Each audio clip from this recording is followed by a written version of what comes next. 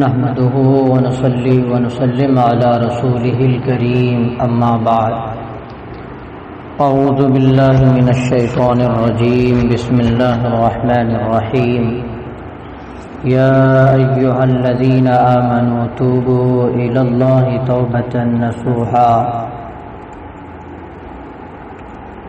عسى ربكم أن يكفر عنكم سيئاتكم ويدخلكم جنات تجری من تحتها الانہار صدق اللہ العلی العظیم۔ میرے محترم بزرگوں دوستو، اللہ تبارک و تعالی کا بڑا احسان و کرم ہوا کہ اللہ تبارک و تعالی نے ہم سب کو فجر کی نماز اور روزہ رکھنے کی توفیق دی۔ دعا فرمائیں کہ اللہ تبارک و تعالی ہم سب کے روزے کو اور فجر کی نماز کو اپنی بارگاہ میں قبول فرمائے۔ میرے محترم بزرگوں دوستو، رمضان المبارک کا پہلا عشرہ رحمت کا تھا، وہ گزر گیا ہے۔ اب ہمارے اوپر دوسرا عشرہ مغفرت کا گزر رہا ہے۔ میں بھی آپ حضرات کے سامنے آج جو میں نے تلاوت کی ہے وہ توبہ کے تعلق سے ہے۔ توبہ انسان کے لیے بے حد ضروری ہے۔ جب انسان توبہ کرتا ہے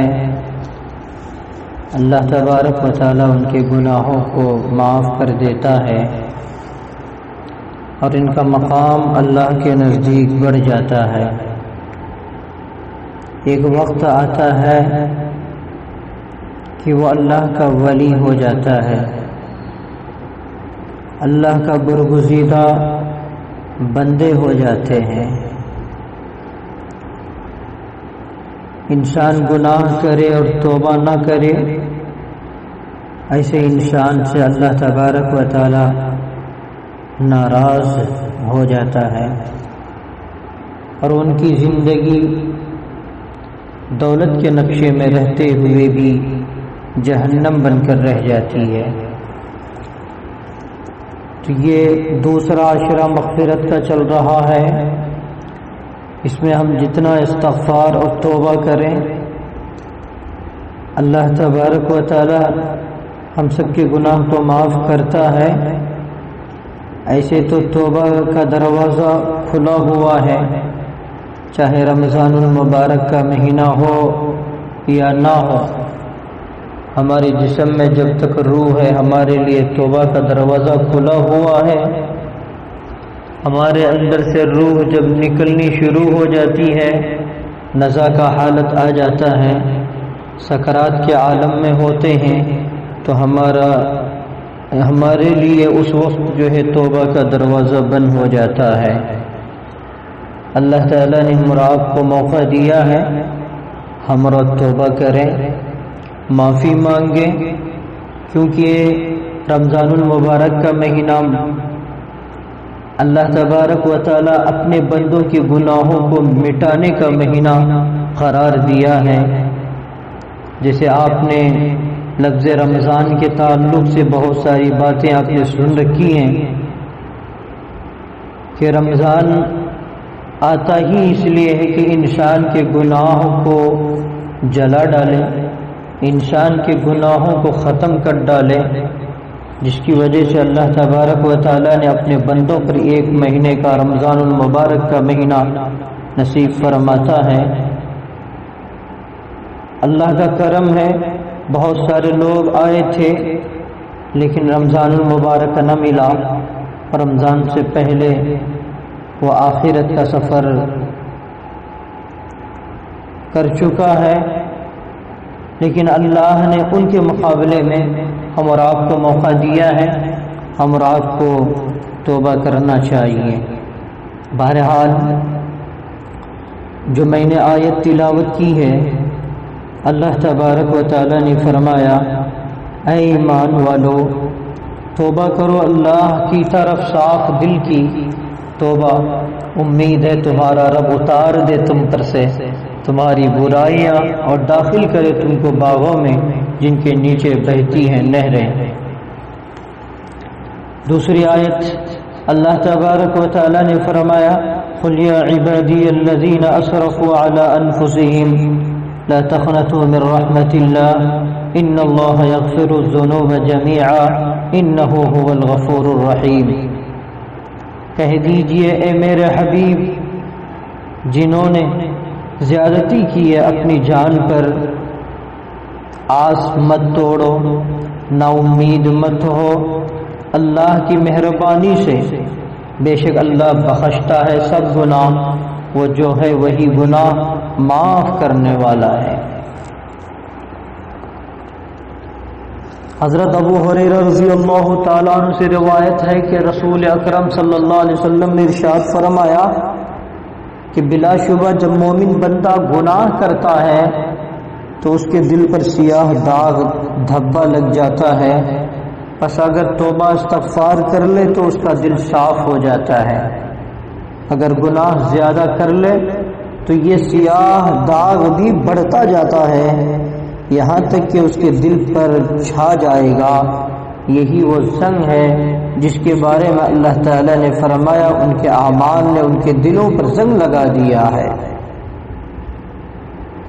اور ایک روایت میں رسول اللہ صلی اللہ علیہ وسلم نے فرمایا اللہ کی قسم میں دن میں 70 بار سے زیادہ استغفار کرتا ہوں۔ بزرگان محترم و برادران عزیز، میں آج آپ کے سامنے کتاب و سنت اور اکابر کے فرمودات کی روشنی میں توبہ استغفار کی عظمت اور اہمیت بیان کرنا چاہتا ہوں، اور یہ بتانا چاہتا ہوں کہ ہمیں توبہ کیوں کرنی چاہیے۔ گرامی قدر سامعین، اللہ تعالیٰ نے اس دنیا میں نیکی اور بدی کے اعتبار سے 3 قسم کے مخلوق پیدا کی ہیں۔ پہلی قسم کی مخلوق وہ ہے جس سے نیکی کا صدور تو ہوتا ہے لیکن اس سے کبھی گناہ نہیں ہو سکتا۔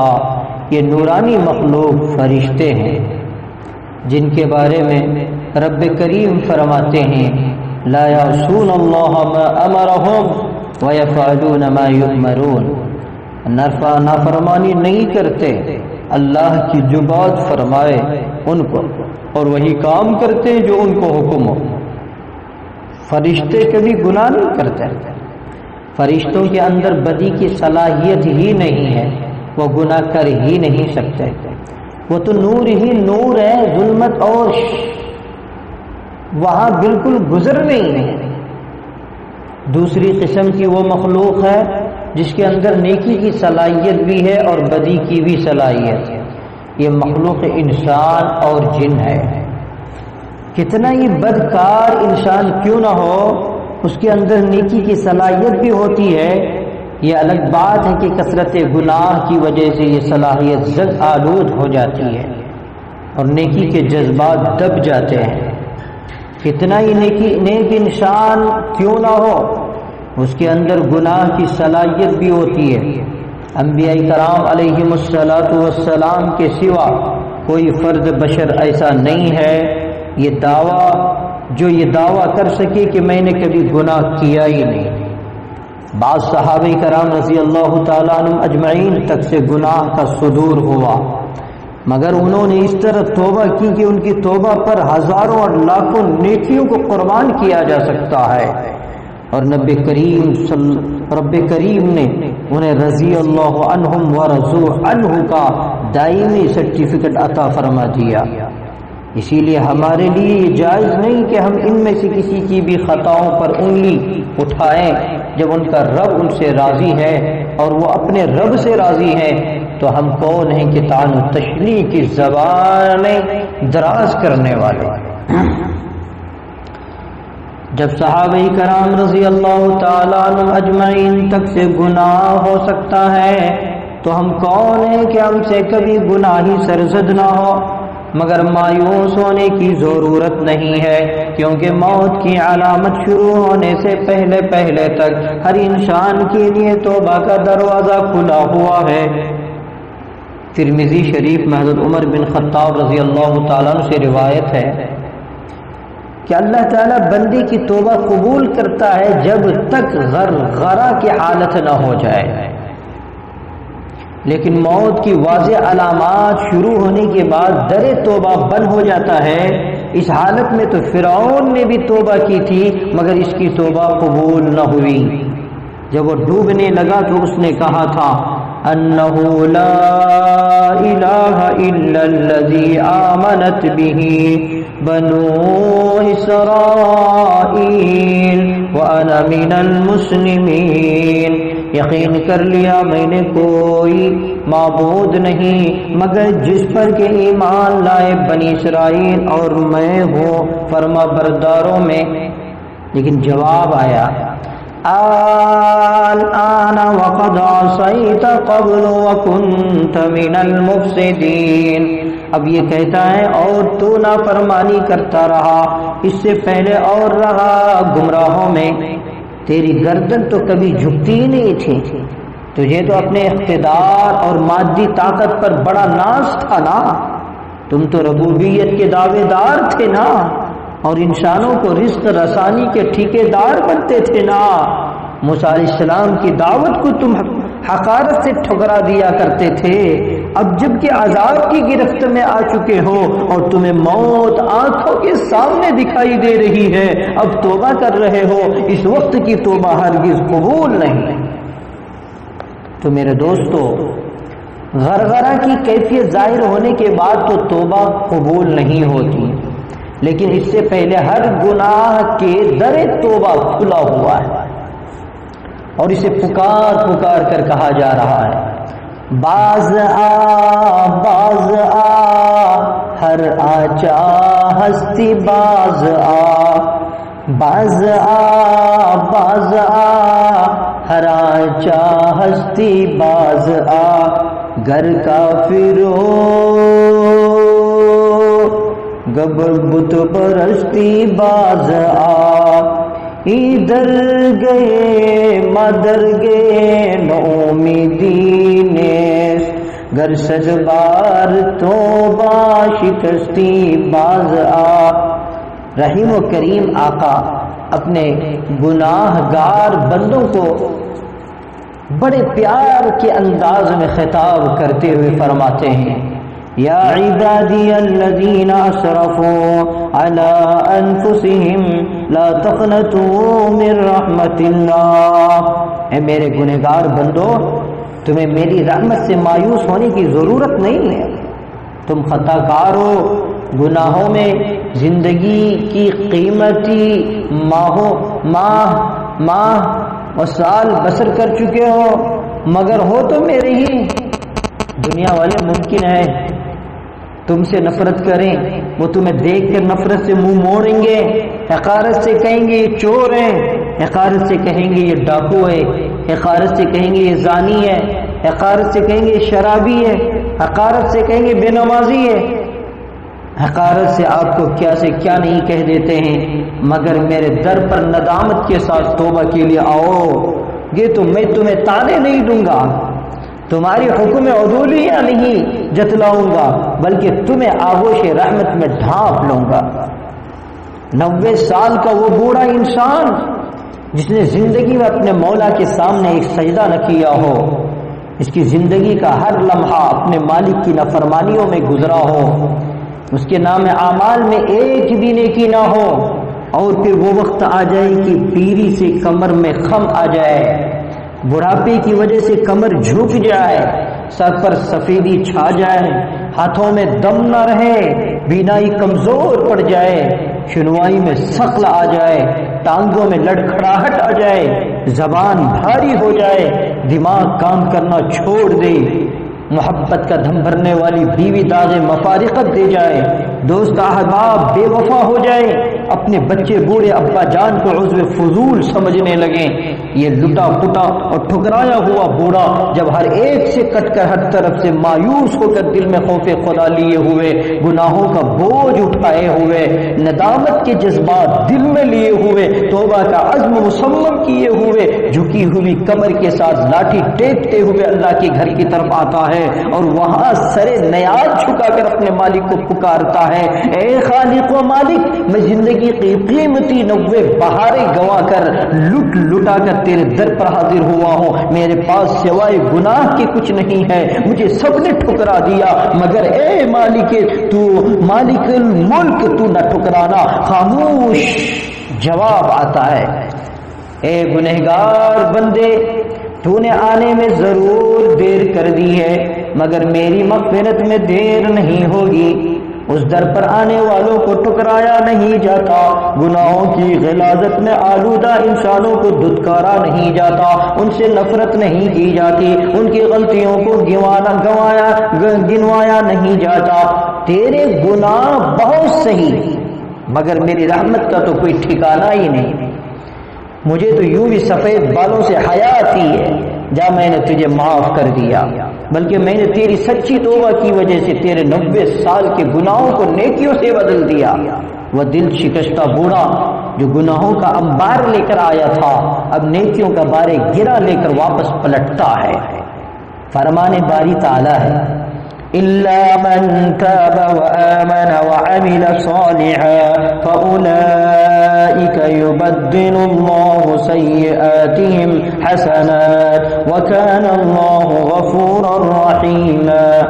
مگر جس نے توبہ کی اور یقین لایا اور کیا کچھ کام نیک، سو ان کو بدلہ دے گا اللہ برائیوں کی جگہ بھلائیاں، اور ہے اللہ بخشنے والا مہربان۔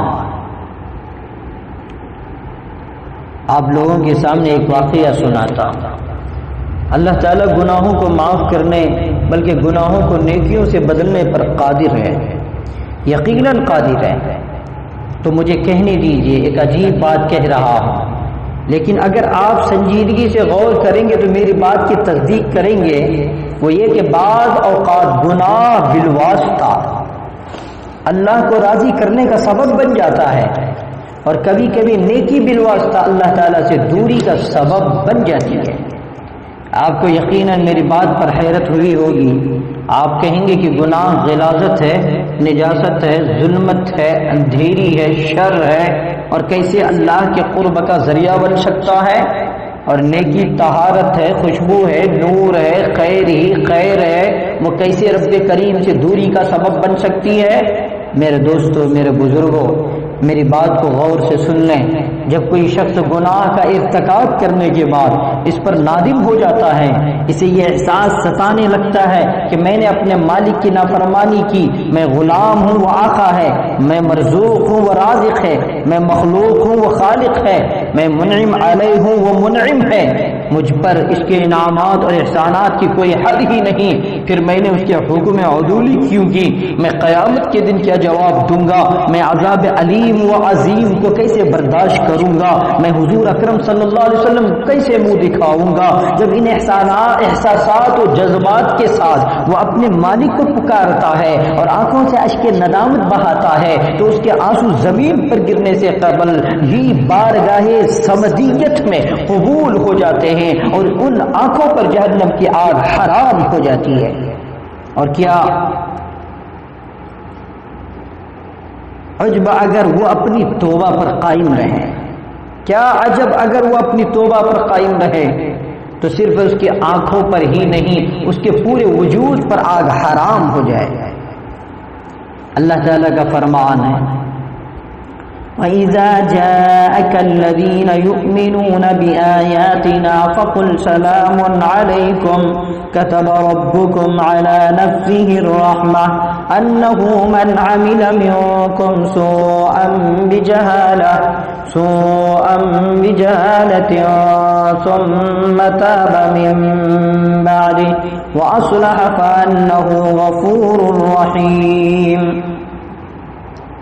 اے میرے حبیب صلی اللہ علیہ وسلم، جب آپ کے پاس وہ لوگ آئیں جو ہماری آیتوں پر ایمان لاتے ہیں تو ان سے کہہ دو کہ تم پر سلامتی ہو، تمہارے پروردگار نے تمہارے اوپر رحمت لازم ٹھہرائی ہے۔ جس نے تم میں سے نادانی سے کوئی برا کام کیا پھر اس نے توبہ کر لی اور اصلاح کر لی تو وہ بے شک وہ بخشنے والا مہربان ہے۔ حضرت ابو ہریرہ رضی اللہ تعالیٰ عنہ سے روایت ہے کہ حضرت صلی اللہ علیہ وسلم نے فرمایا بندہ جب کوئی گناہ کر لیتا ہے پھر کہتا ہے کہ مولا میں نے گناہ کر لیا مجھے معافی دے دے، رب فرماتا ہے کیا میرا بندہ جانتا ہے کہ اس کا کوئی رب ہے جو گناہ معاف بھی کرتا ہے اور اس کو پکڑ بھی لیتا ہے؟ میں نے اپنے بندے کو بخش دیا۔ پھر جتنا رب چاہے بندہ ٹھہرا رہتا ہے، پھر کوئی گناہ کر بیٹھتا ہے، کہتا ہے یا رب میں نے پھر گناہ کر لیا بخش دے۔ رب کریم فرماتا ہے کیا میرا بندہ جانتا ہے اس کا کوئی رب ہے جو بخشتا ہے اور اس کو بھی پکڑ بھی سکتا ہے؟ میں نے اپنے بندے کو بخش دیا۔ پھر بندہ ٹھہرا رہتا ہے، جتنا رب چاہے پھر گناہ کر بیٹھتا ہے، عرض کرتا ہے یا رب میں نے گناہ کر لیا مجھے معافی دے دے، تو رب فرماتا ہے کیا میرا بندہ جانتا ہے کہ اس کا کوئی رب ہے جو بخشتا ہے اور پکڑ بھی لیتا ہے؟ میں نے اپنے بندے کو بخش دیا، جو چاہے کرے۔ اس گنہگار کے برعکس جو انسان نیکی کرتا ہے مگر اپنی نیکی پر اتراتا ہے، فخر کرتا ہے اور دوسروں کو حقیر سمجھتا ہے، تو اس کی نیکی اس کے لیے وبال بن جاتی ہے اور وہ بارگاہ سمدیت سے بہت دور ہو جاتا ہے۔ اللہ کے ایک نیک بندے کا واقعہ بیان کیا جاتا ہے۔ بعض لوگ حضرت امیر معاویہ رضی اللہ تعالیٰ عنہ کا نام بھی لیتے ہیں، واللہ عالم ان کا واقعہ ہے یا کسی دوسرے بزرگ کا ہے۔ ایک رات انہیں ایسی گہری نیند آئی کہ نماز تہجد قضا ہو گئی، اس پر بے تحاشا روئے اور گڑ گڑا کر اپنے مولا سے معافی مانگی۔ ممکن ہے کہ آپ میں سے کچھ لوگ سوچیں گے بھلا یہ کون سا گناہ تھا جس پر معافی مانگنے اور توبہ کرنے کی ضرورت پیش آئی؟ ہم تو فرض نمازیں ہضم کر جاتے ہیں مگر ڈکار نہیں مارتے، ہمیں توبہ کرنے کی کوئی بھی توفیق نہیں ہوتی، اور وہ تہجد کے قضا ہونے پر آہ زاری کرنے لگتے تھے۔ اصل بات یہ ہے کہ جو مقربین بارگاہ ہوتے ہیں ان کا معاملہ عام لوگوں سے مختلف ہوتا ہے۔ انہیں سنتوں کے فوت ہونے کا جس قدر قلق افسوس ہوتا ہے، شاید ہمیں فرائض و واجبات کے فوت ہونے کا بھی اتنا افسوس نہ ہو۔ میں بتا یہ رہا تھا گناہ پر ندامت انسان کو اللہ کا قرب عطا کر دیتا ہے اور نیکی پر تفاخر اسے اللہ سے دور کر دیتا ہے۔ بنی اسرائیل کے دو آدمیوں کا واقعہ حدیث میں بیان ہوا ہے، جن میں سے ایک انتہائی نیک اور پارسا آدمی اور دوسرا انتہائی بدکار اور فاسق و فاجر شخص جنگل سے گزر رہا تھا۔ اس نے اس انسان کو اس حالت میں دیکھا کہ وہ ایک جگہ بیٹھا ہے، اس پر بادل سایہ کیے ہوئے ہیں۔ اس کے دل پر بڑا اثر ہوا، دل میں سوچا ہوگا کہ ایک طرف مجھ جیسا بدبخت انسان ہے جس کی زندگی کا ہر لمحہ فسق و فجور اور مالک کی معصیت میں گزرتا ہے، دوسری طرف یہ نیک انسان جس کی نیکی اور پارسائی سے اس کا مالک اس قدر خوش ہے کہ بادل اس پر سایہ فگن ہے۔ اس کا جی چاہا کہ میں بھی چند ساعتیں اس کی صحبت میں بیٹھوں تاکہ مجھے بھی سعادت حاصل ہو۔ وہ خطاکار انسان جب اس زاہد اور نیک آدمی خشک کے پاس بیٹھنے کے لیے آگے بڑھا تو اس نے بڑی نفرت کا اظہار کیا اور اسے اپنے قریب آنے سے منع کر دیا۔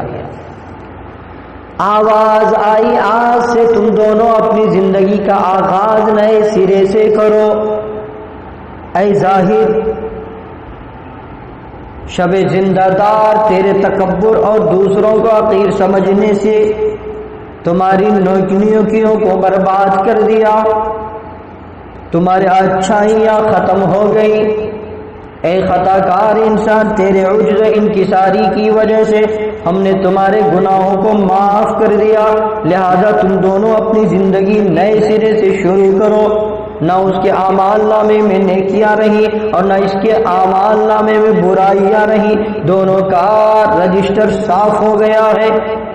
بتائیے ان میں سے کون زیادہ خسارے میں ہے؟ وہ جس کی سالہ سال کی محنت برباد ہو گئی، یا وہ جس نے اپنے آپ کو گناہوں کی غلاظت سے یکسر پاک کر لیا؟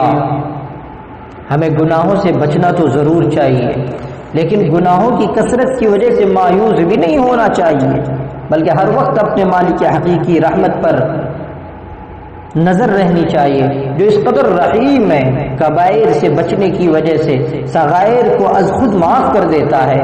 ان تجتنبوا کبائر ما تنہون عنہ نکفر عنکم سیئاتکم وندخلکم مدخلا کریما. جن کاموں سے تم کو منع کیا جاتا ہے ان میں سے جو بھاری کام ہے یعنی بڑے بڑے گناہ اگر تم ان سے بچتے رہے تو ہم تمہارے خفیف یعنی چھوٹے گناہ، صغائر والے گناہ، برائیاں یعنی چھوٹے چھوٹے گناہ تم سے دور کر دیں گے اور ہم تم کو ایک معزز جگہ میں داخل کر دیں گے. حضرت ابن عباس رضی اللہ تعالیٰ عنہ سے روایت ہے کہ رسول اللہ صلی اللہ علیہ وسلم نے فرمایا کہ اللہ تعالیٰ نے نیکیاں اور گناہ تحریر فرما دیے ہیں، تو جو نیکی کا ارادہ کرے مگر کرے نہیں تو اسے اللہ تعالیٰ اپنے ہاں ایک پوری نیکی لکھ دیتا ہے. پھر اگر ارادہ کرے اور نیکی کرے تو اسے اپنے ہاں 10 سے 700 گناہ تک بلکہ بہت زیادہ گناہ تک لکھ دیتا ہے. اور جو گناہ کا ارادہ کرے پھر کرے نہیں تو اس کے لیے بھی اللہ تعالیٰ ایک پوری نیکی لکھ دیتا ہے. پھر اگر گناہ کا ارادہ کرے پھر کر بھی لے تو اس سے اللہ تعالیٰ ایک ہی گناہ لکھتا ہے. رحمت کا کوئی ٹھکانہ بھی نہیں، رحمت کا کوئی ٹھکانہ بھی ہے، رحمت کا کوئی ٹھکانہ بھی ہے. گناہ کا ارادہ کیا مگر اللہ کے ڈر سے باز آ گیا تو اس پر بھی نیکی مل جاتی ہے. گناہ کے بعد نیکی کر لی تو اس سے گناہ بھی معاف ہو جاتا ہے اور ثواب بھی مل جاتا ہے. بہرحال چند باتیں آپ لوگوں کے سامنے بات رکھی ہیں، انشاءاللہ پھر کل صبح میں پھر بات ہوگی. تو بہرحال پتہ یہ چلا انسان سے گناہ ہوتا ہے، انسان سے گناہ ہوتا ہے اور یہ گناہوں کی وجہ سے ہمیں نا امیدی بھی نہیں ہونی چاہیے، بلکہ امید کے ساتھ جب گناہ ہو جائے اللہ کے دربار میں آ کر اللہ سے آہذاری کر کے توبہ کر لینی چاہیے. اور اسی کے نام انسان بھی ہے. اور انسان ہو اور گناہ نہ ہو یہ ناممکن ہے. اس لیے میرے دوستو بزرگوں، یہ رمضان المبارک کا مہینہ گزر رہا ہے اور یہ مغفرت کا اشرا ہے. اللہ تبارک و تعالی ہم اور آپ کے انتظار میں ہے کہ میرا بندہ کب ہاتھ پھیلائے، میرا بندہ اپنی زبان سے اور دل سے کب کہے کہ اے اللہ میری توبہ، اے اللہ میں نے گناہ کر لیا ہے مجھے معاف کر دے. اللہ انتظار میں ہے. اے میرے بھائیوں، آج ہم اور آپ کو موقع ہے کہ اپنے گناہوں سے ہم اور آپ کو صاف کر لیں، اپنے اندر کی غلاظت کو صاف کر لیں، اپنے اندر کی نجاست کو نکال دیں، ورنہ رمضان المبارک گزر جائے گا. میرے دوستو بزرگوں، ہم اور آپ خسارے اور نقصان میں رہیں گے. پھر جس طرح گناہ ہمارے سے پہلے سے ہوتا تھا، اگر اللہ نہ کرے ہم اور آپ کو بغیر توبہ کی موت آ جائے، ہمارے سروں پر گناہ بھی ہو، ہمارے سروں پر غلاظت بھی ہو، ہمارے سروں پر نجاست بھی ہو، دل بھی ہمارا سیاہ ہو چکا ہو اور اسی حالت میں ہماری موت ہو جائے تو ہمارا اور آپ کا حال کیا ہوگا؟ اللہ کے دربار میں ہم اور آپ کیا منہ دکھائیں گے؟ قبر کا معاملہ کیا ہوگا؟ حشر کا معاملہ کیا ہوگا؟ جنت ہم اور آپ کیسے پہنچیں گے؟ میرے دوستو بزرگوں، آج ہی ہم اور آپ کو توبہ کی ضرورت ہے. ہم اور آپ امید کے ساتھ دعا کرتے ہیں کہ اللہ تبارک و تعالی ہم اور آپ کو کہنے سننے سے زیادہ ہم سب کو عمل کرنے کی توفیق عطا فرمائے اور اپنے اپنے گناہوں پر ندامت کے ساتھ موت سے پہلے پہلے سچی پکی توبہ نصیب فرمائے. آمین. وآخر الدعوانا ان الحمد للہ رب العالمین.